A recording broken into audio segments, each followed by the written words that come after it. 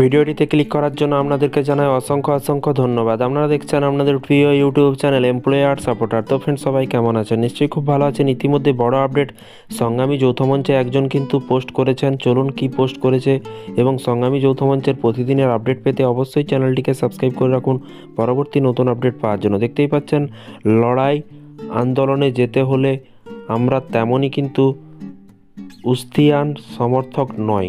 এবং এখানে বলা হয়েছে খেলার চাঁদা দেওয়ার সময় সবাই কিন্তু খেলার চাঁদা দেওয়ার সময় কিন্তু উদ্যান হই, ভাস্কর ঘোষের নাম হয়তো তেমন শুনি নাই। এমন হাস্যকর উস্তিয়ান লেখার মিটিং এবং দেখতে পাই এবং কয়েকটি টাকার মাথায় কিন্তু আমরা সব কিছু করতে পারি। আবার এখানে বলা হয়েছে পরিচয়, আমরা শিক্ষক প্রাইমারি। সত্যি যদি নিজেদের উদ্যান বলে ভাবো, আগামী 23শে জানুয়ারি মহামিছিলে আমাদের দেখতে পাবো। এবং এখানে বলা হয়েছে শহীদ মিনারের পাদদেশে দীর্ঘ 2 বছর ধারাবাহিক অবস্থান উপলক্ষে এআইসিপিআই অনুযায়ী কিন্তু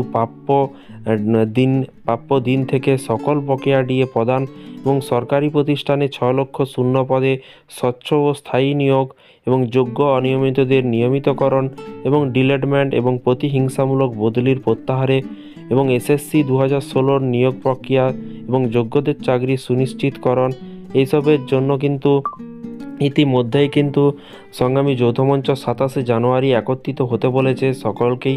আপনারা কিন্তু সকলেই ওই দিন উপস্থিত হবেন। 27শে জানুয়ারি 2025 সোমবার মহামিছিল হতে চলেছে। আপনারা হয়তো বাড়িতে বসে আছেন, কিন্তু আপনারা যদি সরকারি কর্মচারী হয়ে থাকেন অবশ্যই সংগ্রামী যৌথ মঞ্চের সাথে যোগাযোগ করুন। যদি যোগাযোগ নাও করতে পারেন, আপনারা সংগ্রামী যৌথ মঞ্চের ফেসবুক পেজে যেয়ে আপনারা তাদেরকে সাহায্য করুন, যাতে এই আন্দোলন ধর্মঘট এবং সরকারের কাছে তাদের প্রাপ্য, আপনাদের নিজের প্রাপ্য ডিএ আদায় করা যায় এবং বিভিন্ন রকম দাবি দাওয়া যেন পূরণ হয়। সকলে একত্রিত হন। মহামিছিল, মহাসমাবেশ এবং মহামিছিল সুবোধ মল্লিক স্কোয়ার থেকে ধর্মতলা বেলা কিন্তু 12টা শুরু হচ্ছে। মহাসমাবেশ শহীদ মিনারের মাঠ পর্যন্ত দুপুর 2টো পর্যন্ত হচ্ছে। আপনারা বেলা 12টার সময় চলে আসবেন। সকলেই একত্রিত হয়ে পথে পথে আপনারা আন্দোলন করুন, তবেই কিন্তু আপনাদের হয়তো ডিএটা মিলবে। এর আগেও কিন্তু এইভাবেই ডিএ 14% যেটা পাচ্ছেন এইভাবেই আদায় করা হয়েছে।